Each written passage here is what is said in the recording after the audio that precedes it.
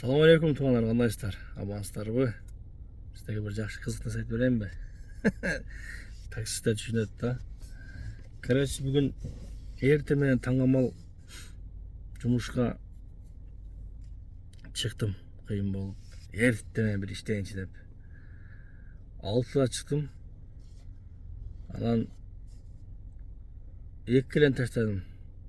Saat 9'da maçtan tutalım, kişine tutalım çıktı, uykum geldi dedim daha. Gözümü yumdum. Gözümde açsam saat geç ki 5 kaldır o. 8 hafta koyup ne? 2-3 hafta var işe çıkan demiş.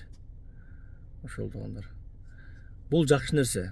Uykunlar geldi mi sıra uktağıla. Uykunlar gelgen жерде мен ушундай кылам да. Вот, нормально уктап алдым азыр.